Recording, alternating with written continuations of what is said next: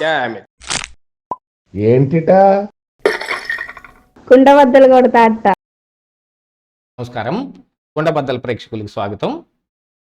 ఎట్టకేలకు TVK party Vijay Tamil Nadu CM కాబోతున్నాడు.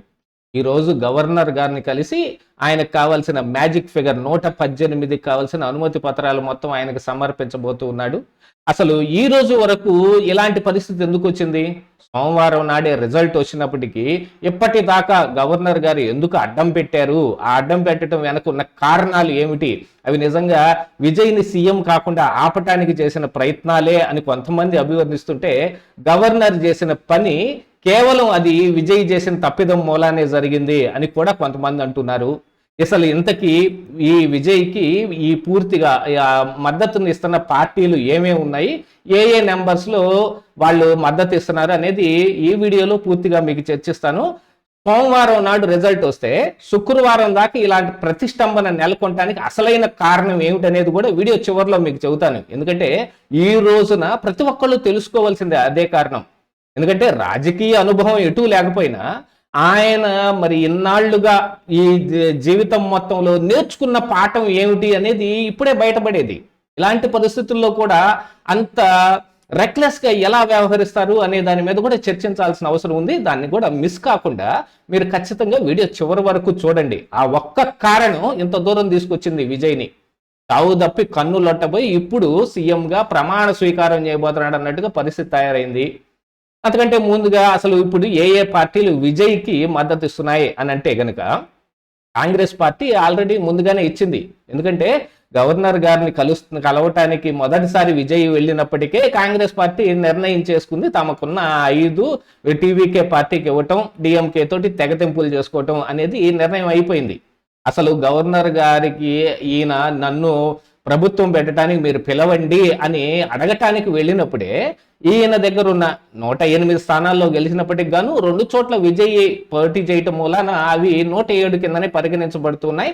దీంతో పాటుగా 5 కాంగ్రెస్ పార్టీ ఎమ్మెల్యేల సంతకాలు కూడా తీసుకెళ్లాడు. ఇక దాంతో గవర్నర్ గారికి ఒక అవకాశం దొరికింది.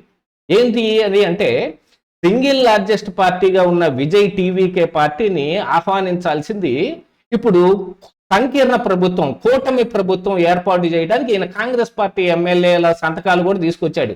అంటే అక్కడ సంకీర్ణం జరుగుతున్న సమయంలో ఖచ్చితంగా ఫుల్ మ్యాండేటు కనపడితే కానీ ఆ సంకీర్ణాన్ని కూడా గుర్తించి పిలవటానికి వీల్లేదు. ఎందుకంటే ఇది పోస్ట్ పోల్ అలయన్స్ జరుగుతుంది, ప్రీ పోల్ అలయన్స్ కాదు. ఎవరితోటి పొత్తు పెట్టుకోకుండా విజయ్ సొంతగానే ఎన్నికలకు వెళ్ళాడు. కానీ ఆయనకు పూర్తి మ్యాండేట్ రాని కారణానికి మరికొంతమంది మద్దతు అవసరమైంది. దానికోసమని ఈయన ముందుగా మరి వెళ్ళినప్పుడు, గవర్నర్ గారి దగ్గరికి వెళ్ళినప్పుడు, నాకే ఎక్కువ సీట్లు వచ్చాయి కనుక నాకు ఒక అవకాశం ఇవ్వండి, నన్ను ప్రభుత్వం పెట్టుకోనివ్వండి, నేను ఫ్లోర్లో నాకున్న బలాన్ని నిరూపించుకుంటాను అని చెప్పుంటే ఖచ్చితంగా గవర్నర్ గారు ఇవ్వాల్సిన పరిస్థితి వచ్చేది. ఆయన ఎటువంటి అడ్డంకి పెట్టడానికి వీలు లేకుండా ఉండేది. కాకపోతే ఈయన కాంగ్రెస్ పార్టీ ఎమ్మెల్యేల సంతకాలు కూడా తీసుకెళ్ళటం మూలాన అది సంకీర్ణంగా వీళ్ళు ప్రభుత్వాన్ని ఏర్పాటు చేయబోతున్నారు కాబట్టి ఆ ప్రభుత్వం ఫుల్ మ్యాండేట్ లేకుండా ఎలా ఇచ్చేది? ఇప్పుడు ఎవరెవరు కలుస్తారు అనే దాంట్లో కూడా ఒక క్లారిటీ ఉండాల్సిన అవసరం ఉంది. అది పోస్ట్ పోల్ అలయన్స్ గా అనౌన్స్ కావాలి అని అంటే పూర్తి మద్దతు ఉన్నప్పుడు మాత్రమే అది కుదురుతుంది అనేది కూడా కొంతమంది రాజ్యాంగ నిపుణులు కూడా చెబుతున్న అంశం అది. ఆ విషయంలో విజయ్ ఒక తప్పు చేశాడు. దాన్ని అందిపుచ్చుకున్న గవర్నర్ కూడా పూర్తిగా నా ముందు మీరు ఆ లెటర్లన్నీ చూపించండి, అందరినీ ఉన్న 118 మందిని తీసుకొచ్చి నా ముందే నిలబెట్టాల్సిన పని లేదు, కానీ వాళ్ళందరి సంతకాలు మీరు తీసుకొస్తే దాన్ని టెస్ట్ చేసిన తర్వాత ఈ లెటర్లు ఒరిజినల్ అనే తెలిసిన తర్వాత నేను పూర్తిగా మీకు ఆహ్వానం ఇస్తాను అని ఆయన చెప్పటం జరిగింది. దాంతో పాటుగా ఇక తర్వాత రోజు కూడా విజయ్ వెళ్ళి కలిశాడు, కానీ ఆ రోజు కూడా పెద్దగా ఉపయోగం ఏమి లేకపోయింది. కానీ విచిత్రమైన విషయం ఏం జరిగిందంటే, ఈ లోపులోనే ఇటు డిఎంకే పార్టీ అటు ఏఐడిఎంకే పార్టీలు కూడా తమ వంతుగా ప్రభుత్వం, ఒకవేళ విజయ్కి మేము పూర్తిగా ఆయనకు ఫుల్ ఛాన్స్ ఇస్తున్నాము, ఆయన పెట్టలేని పక్షంలో మేం పెట్టడానికి సిద్ధంగా ఉన్నాము అనేది కూడా జరిగింది. దీంట్లో జరిగిన అండర్స్టాండింగ్ ఏమిటంటే, ఏఐడిఎంకే మొన్నటి వరకు డిఎంకే అధికారంలో ఉంది కాబట్టి, అది కాకుండా ఇప్పుడు డిఎంకేలో స్టాలిన్ ఎవరైతే ఈ సీఎం సీట్ని ఆశిస్తూ పోటీ చేశారో ఆయనే ఓడిపోయి ఉన్నాడు కాబట్టి ఇటు పళనిస్వామి గెలుచున్నాడు కాబట్టి ఏఐడిఎంకే తరపు నుంచి సీఎంగా వాళ్ళకి ఇవ్వటము, ఉదయనిధి స్టాలిన్కి డిప్యూటీ సీఎం ఇవ్వటము అనే ఒక ఒప్పందం కూడా జరిగిపోయింది అనేది కూడా చాలా వార్తలు వచ్చినాయి. దాదాపుగా అందులో నిజం కూడా ఉంది. కాకపోతే ఇప్పుడు ప్రజాస్వామ్యాన్ని అపహాస్యం చేశారనో, ప్రజల్లో ఒక తప్పుడు సంకేతం వెళ్తుందనో వాళ్ళు ఒకంత ఆలోచించడం జరిగింది. ఇందులో ఇక గవర్నర్ గారు చెప్పిన మరొక అంశం ఏమిటి అంటే, ఇలాంటి సంకీర్ణ ప్రభుత్వం ఏర్పడే సమయంలో అనేక పార్టీల నుంచి జంపింగ్ జపాంగులు తయారవుతారు. పార్టీల్లో నుంచి బయటకు వచ్చే వాళ్ళు ఇక చాలా రకాలైన తలనొప్పులన్నీ ఉంటాయి. అలాంటివన్నీ లేకుండా సంపూర్ణంగా పార్టీ మద్దతుని తీసుకొని వస్తే క్లియర్గా ఉంటుంది కాబట్టి ఆయన కూడా అదే సూచించారు. అదే విజయ్ ఒక్కడే తన సొంతగా తనకున్న 157 ఎమ్మెల్యేల బలంతో సింగిల్ లార్జెస్ట్ పార్టీగా ఉన్నాను కాబట్టి నాకు అవకాశం ఇవ్వమంటే ఖచ్చితంగా ఇచ్చేది జరుగుతుంది. ఇక మిగతా పార్టీలతోటి చర్చించే సమయంలో కాంగ్రెస్ పార్టీ అయితే స్వయంగా తామే ముందుకొచ్చి మరి మాకున్న 5 బలాన్ని నీకు సమర్పించుకుంటామని చెప్పేశారు. అందుకనే ఆయన కూడా లెటర్లు తీసుకెళ్లాడు. కానీ మిగతా పార్టీలు ఏవైతే ఉన్నాయో సిపిఐ, సిపిఎం ఇవన్నీ విడిగా ఉన్న పార్టీలు, విసికే పార్టీ, వీళ్ళందరూ కూడా మరి విజయ్కి చాలా దూరంగానే కనపడుతూ ఉన్నారు. చర్చలు జరిగే సమయంలో అసలైన పద్ధతులను మర్చిపోయి ఈరోజు జన్జీకున్న అసలైన ప్రాబ్లం ఏంటంటే ఇదే. ఏదో ఒక రూపాన వాళ్ళకి సమాచారం మనం పంపించేసాం, ఇక తర్వాత చూసుకొని స్పందించాల్సిన బాధ్యత వాళ్ళది అన్నట్టుగా ఉంది.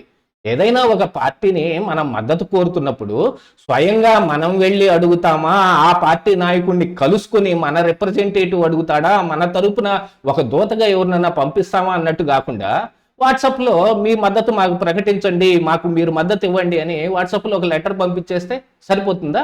ఇదే నా పద్ధతి అనేది. ఇలాంటి పద్ధతుల మూలానే ఇప్పుడు అనుభవ రాహిత్యం అనేది ఇక్కడ కనపడతా ఉంటది. విజయ్ లాంటి వాళ్ళ మనోగతంలో ఉన్న అంశాలు ఇవన్నీ. ఈ జన్జీ ఎవరైతే విజయ్కి పట్టం కట్టారో ఆ జన్జీ ప్రాబ్లమే ఇప్పుడు విజయ్కి కూడా వచ్చింది. వాట్సాప్లో విసికే నాయకుడికి ఒక మీ మద్దతు మాకు ఇవ్వండి అని లెటర్ పెట్టాట. ఆ విషయం అయ్యి ఈ రోజున ఆయన మా మద్దతు మేము విజయ్కి ఇవ్వటానికి మేము నిర్ణయించుకున్నాం, కానీ అడగాల్సిన పద్ధతిలో ఆయన అడగలేదు. వాట్సాప్లో ఒక మెసేజ్ పెట్టేసేస్తే, ఒక లెటర్ని అందులో పీడిఎఫ్ పంపించేస్తే సరిపోతుందా అనేది కూడా చెబుతూ మా మద్దతును మేము టీవీకేకి ప్రకటిస్తున్నాం అనేది కూడా ఆయన ప్రకటించాడు.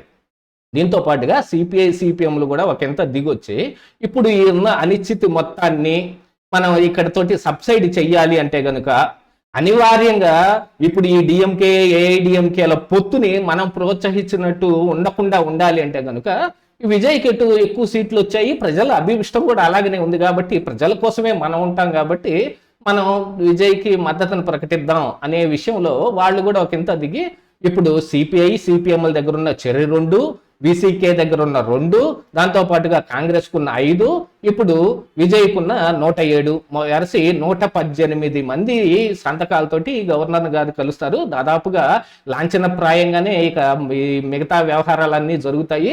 రేపు విజయ్ ప్రమాణ స్వీకారం ఉండే అవకాశాలు చాలా మెండుగా ఉన్నాయి. ఇదే ఈరోజు కుండబద్దలు.